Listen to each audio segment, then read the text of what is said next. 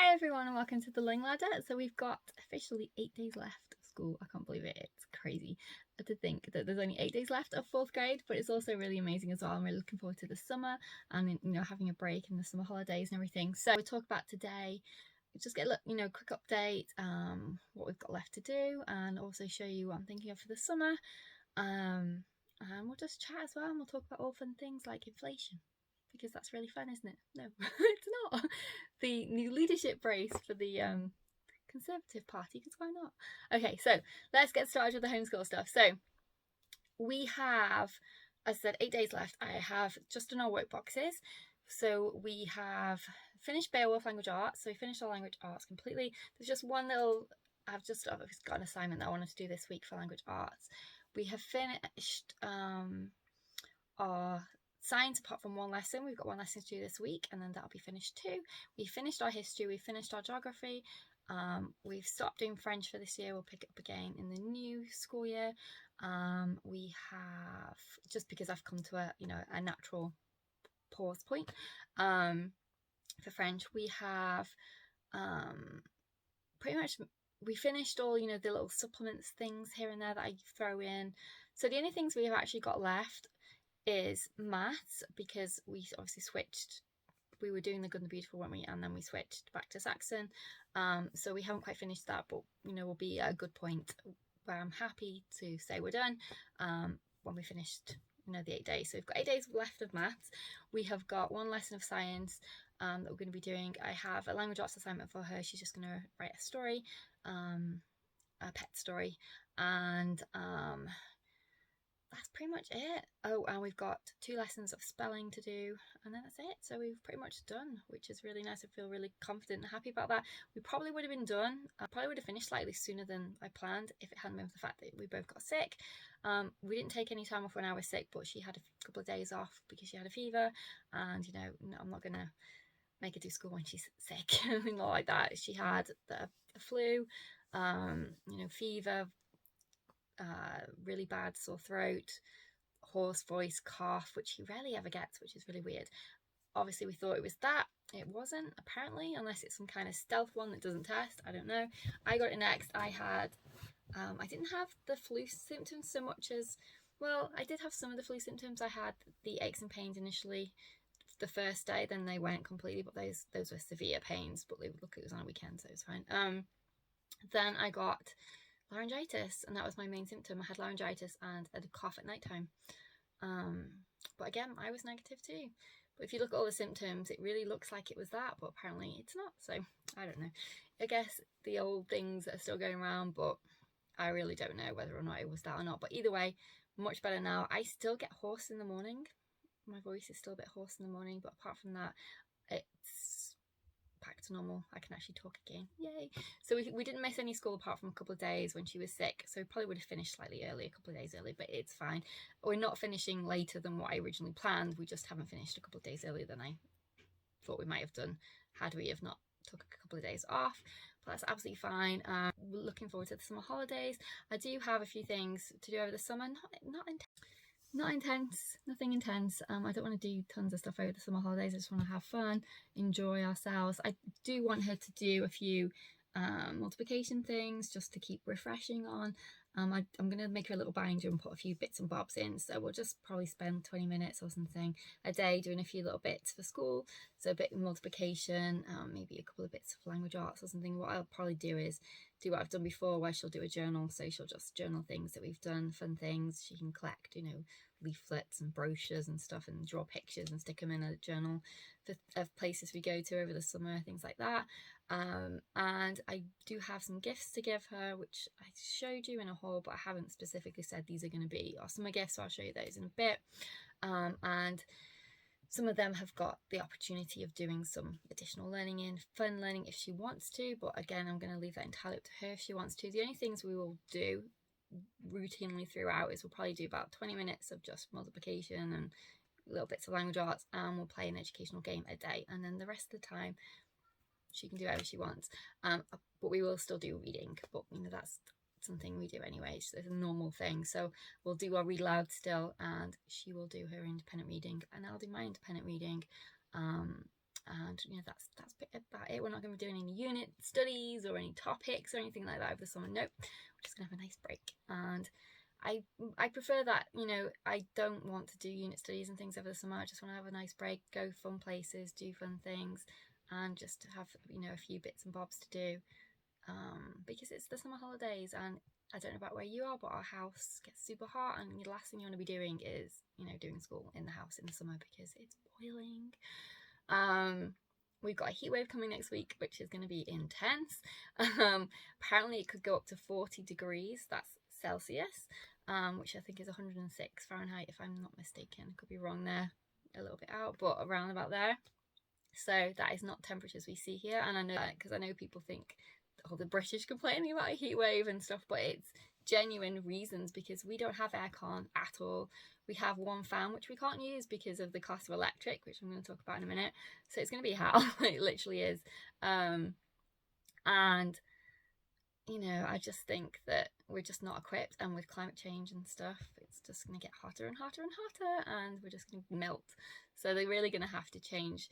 It's all been about, you must insulate your home. You must insulate your home to keep it warm in the winter, but it doesn't get that cold in the winter anymore. It actually gets hotter in the summer, and that's where I think we need to switch to, we need to think about how we're going to cool down, and none of that requires gas.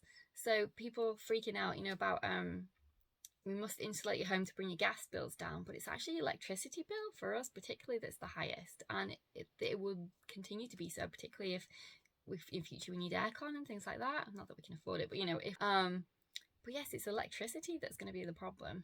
And this brings us on to inflation and the Conservative leadership debate that I just watched, which was hilarious. So if you don't know, Boris Johnson resigned. He was the Prime Minister here, and now they're doing a new race to see who should be the new Prime Minister. So there are, let me think, 1, 2, 3, 4, 5 candidates. I was just watching it now, and they're all going out around the country, doing their little pitches and things.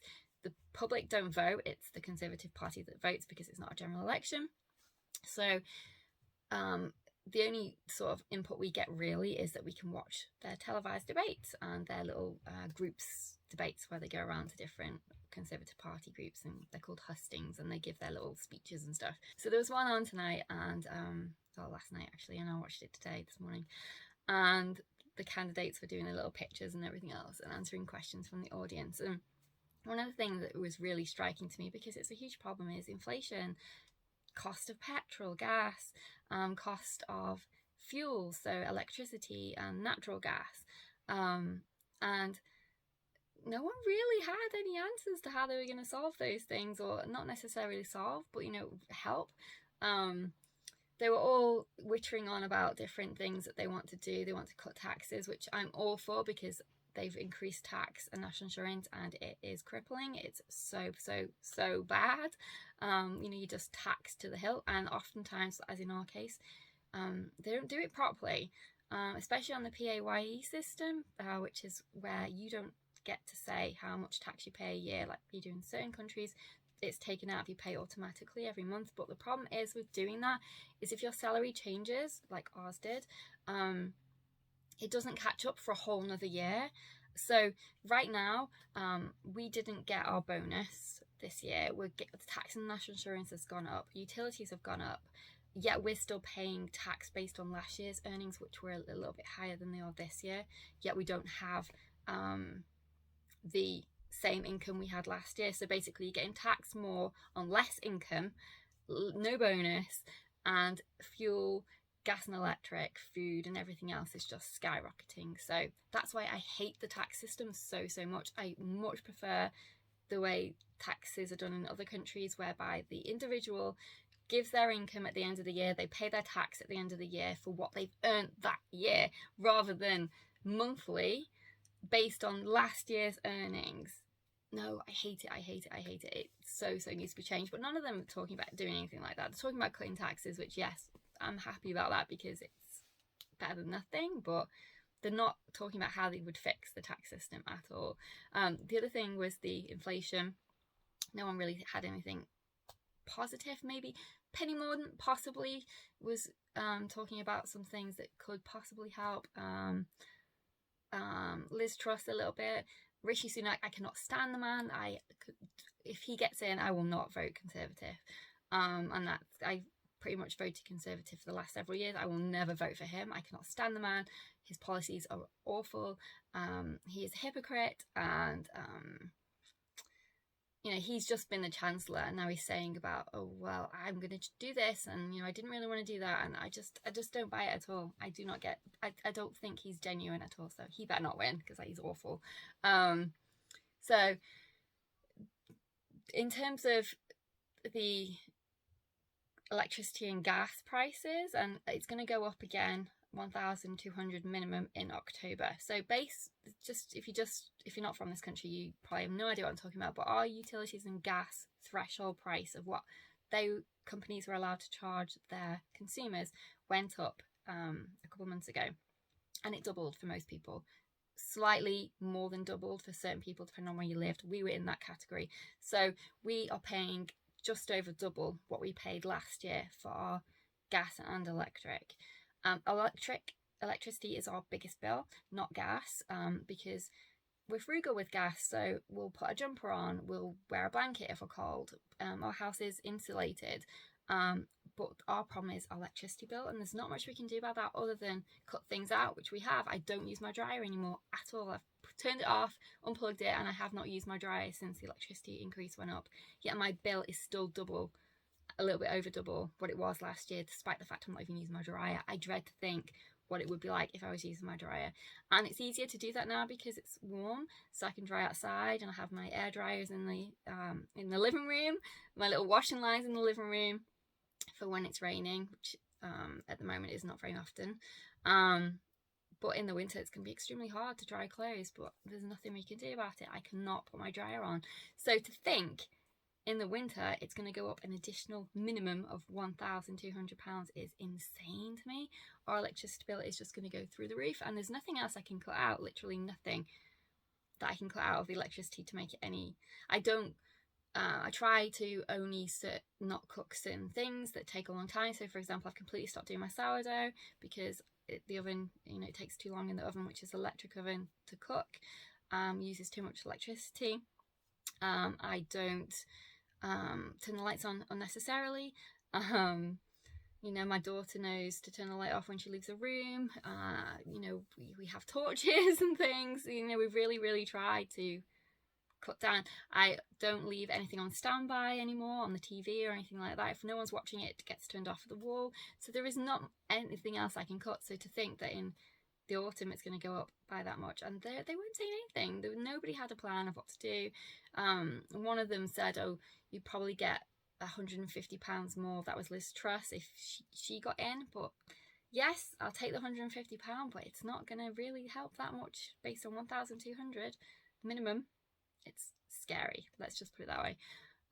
So in terms of what I think any of them could do for me, I'm going to put them in a sliding scale in terms of who I would, if I got the choice, which I don't currently because it's only the Conservative Party who can vote for them. At the bottom would be Rishi Sunak. I would never vote for him. Then we'd have Tom Tugendhat, who is the army guy, and I typically do like military people because I think they think differently and they can find ways to solve crisis on less, but I just don't feel confident with his experience, so he'll be there, he'll be below him. Actually, no, he wouldn't. Let me take that back. So we'd have Rishi Sunak at the bottom, then we'd have Cam, and I can't remember what her first name is. She's the engineer. Sorry, Cam is her first name. I can't remember what her second name is. She is the engineer, politician who is the equality minister. She would be after Rishi because I just don't get the vibe that she has a clue what she's doing either. Then it would be Tom Tugendhat. He would be on top of her. Then it's vying for first position between Liz Truss and Penny Mordaunt. I think out of the two, if I had the option to vote, I would probably, I don't know. They're split right now. I think I need to see some more debates. So those would be my choice for the end game race where they have to go against each other. I'd like to see that because then we could get more of their policies, flesh more of their policies out, find out how they would actually make things better, improve things. So it'd be trust, warden, that would be my 2 cards if I had the say on who. I'm not a member of the Conservative Party, but if I was, those would be the 2 that I'd like to be in the final, so that we could really flesh out and get to know more about them and what their policies would be. But yes, it's slim pickings, to be honest, but out of all of the 5, those are my top 2. But cost of groceries, how much is your milk?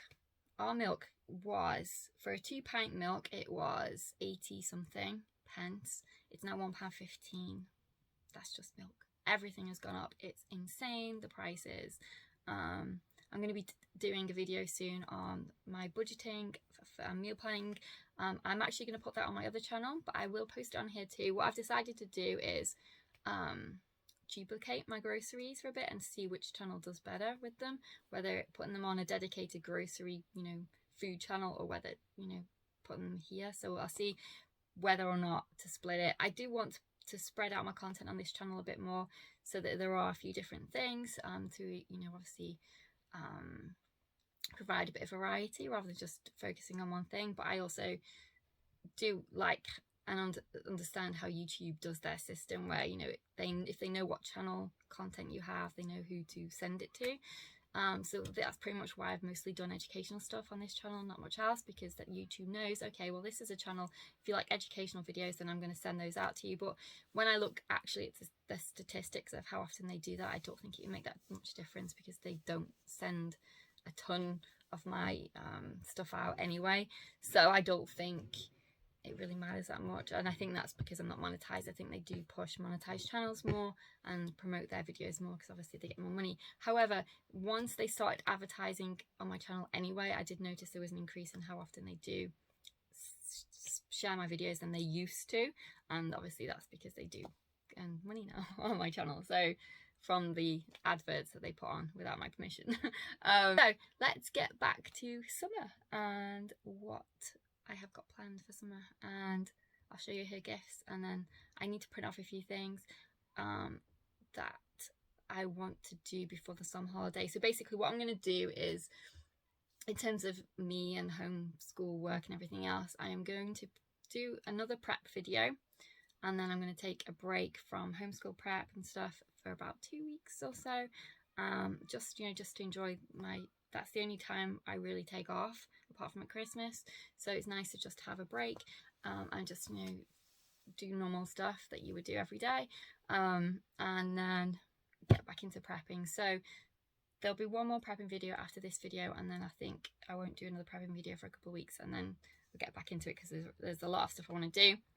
Big things like organising my shelves again. Obviously at the end of the year they were all messed up, so I need to organise them, change the work boxes,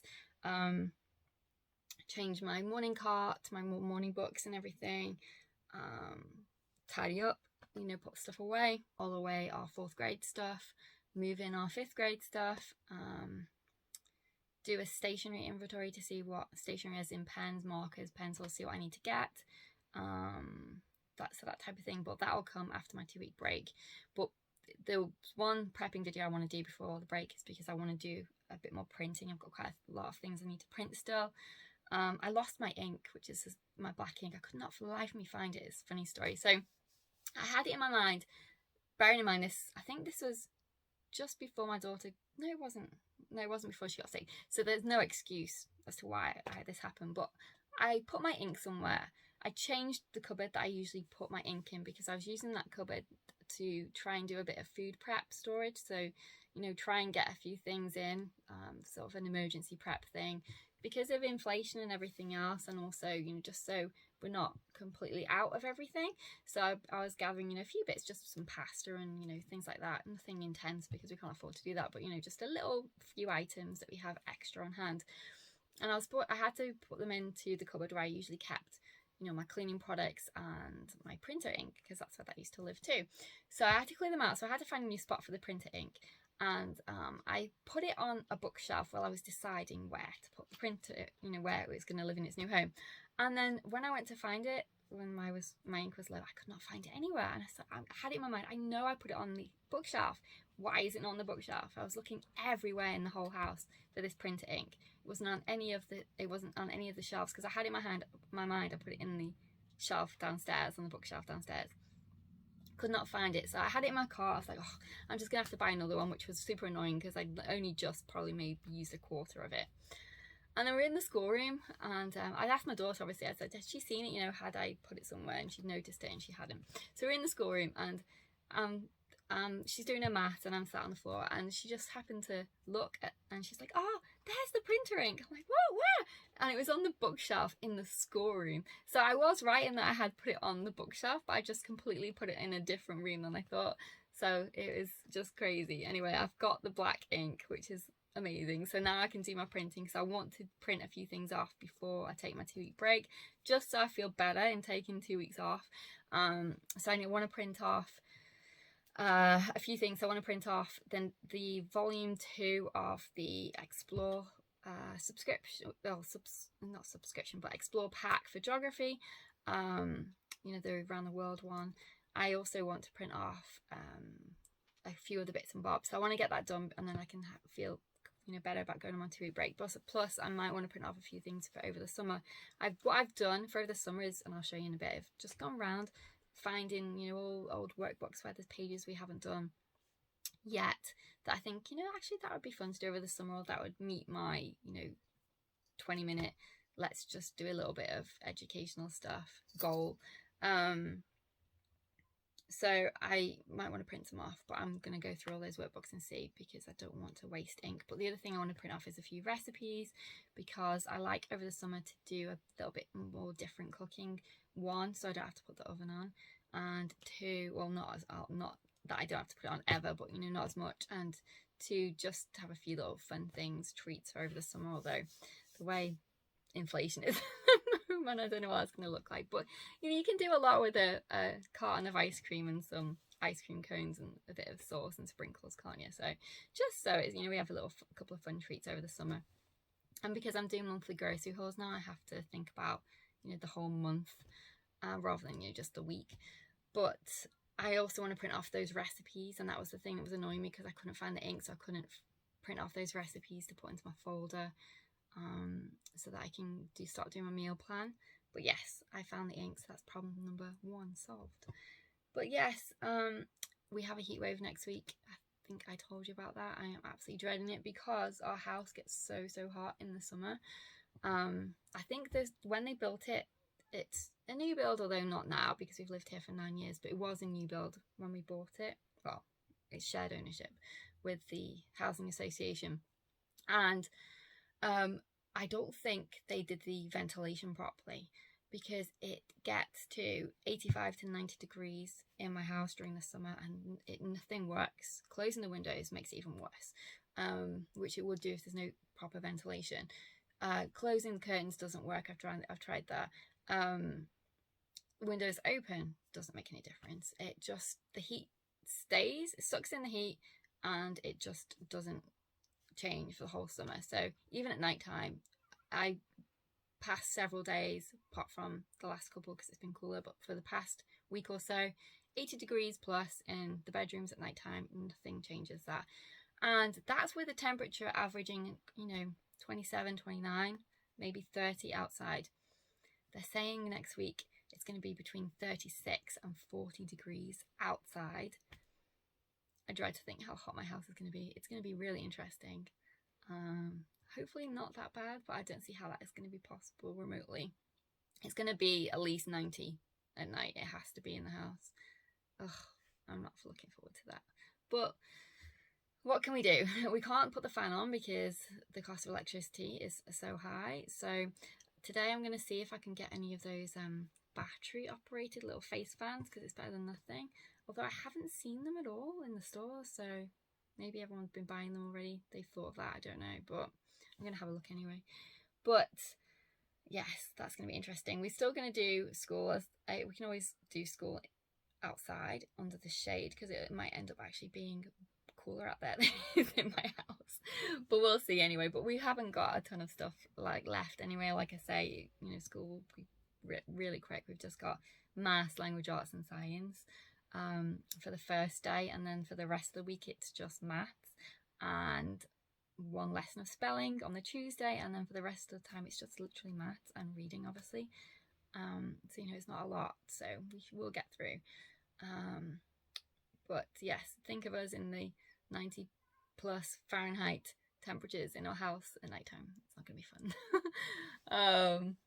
But yes, I'm gonna stop waffling now and start getting everything ready for summer, and I'll show you the things I'm gonna give her for presents and what I'm thinking of doing over the summer in terms of work. Speak soon. Oh, and I thought I'd just answer this question in case anyone asks in advance. No, I would never vote for Labour. I cannot stand Keir Starmer, so no, never vote for Labour either. That's the alternate to the Conservative Party here, the other main party, in case you're not from here. So I managed to find 2 fans, so hopefully these will do something next week. We'll see, but at least I found something. Couldn't find any of the little handheld tiny ones, but surely this is going to help a little bit.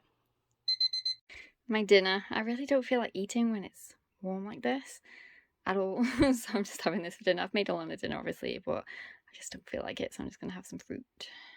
One of the fun things I thought we could do over the summer is this activity from the Wildlife Trust. I think it was in July, but I thought I'd keep it until obviously we finish school. So basically it's just a little calendar, and you pick something to do that's wild outside for 30 days, and you can just write on what you did. Or I thought the good size for those sprocket photos, so we could print one out of something that she's done. They give you a big list of options that you could do online, and obviously you can just make up your own ideas, but I thought that would be really fun to do over the summer. And then we also have this from the English Heritage, so brilliant ideas for the summer holidays. And basically it gives you a full listing of different historical things that you could do over the summer. Obviously some of them are quite far away, but there are a few that we could go to. And then I can obviously look, they have a website where you can put in where you live, and then they'll show you what's closer to you too. But I thought we could try and do some of them. I think that would be really fun too. Okay, so I've got pretty much everything out that I think I'm going to put aside for the summer. Obviously I'm probably add a few more things throughout, but this is what I'm starting out with. So I've just got her little binder. It's not a new one, I think it's one we already had. Just put some dividers in. I'm going to put in this section some multiplication, little worksheets and things that she can do. And then I have got some little story writing pages, so she can use that for little story writing activities with the story writing prompts. So that's just a language arts thing. I thought that'd be fun. She really likes writing stories, so she'll enjoy that. I've just got some of these little draw and write pages as well, in case she wants to do any of those. Then I've just got some typical lined paper and some plain paper, so if she wants to do any journaling or scrapbooking of things that we're going to do over the summer and stuff like that. We still have a few pages in this timetable activity book, so she'll just finish this over the summer.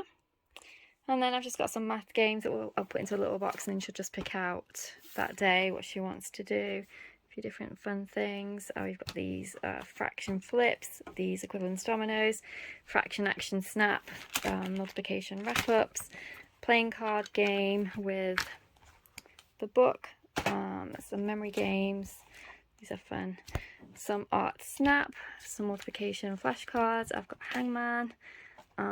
There's the How to Tell a Story little activity with all the different blocks on, kind of like the Rory story cubes but in colour. She has picked a couple of things to read for her summer reading, so she's picked 2 Helen Peters books, and who's this one by? Amelia Cobb. So she's picked A Kitten Called Holly, A Sheepdog Called Sky, and this is from the Zoe Rescue Zoo, one she hasn't read yet, The Wild Wolf Pup. And then her finishing 5th grade little gifts. So she's getting How to Train Your Dragon. She's getting Wings of Fire, the first book in the series. Cat Science Unleashed. So this is something that, as what I mentioned before, she wants to do some scientific experiments and activities. Then this book is here that she can do it with, but I'm not sort of assigning anything. It's just up to her she wants to. But there are fun activities to do with your feline friend. We also do have the dog one, which is here. She got that one last year.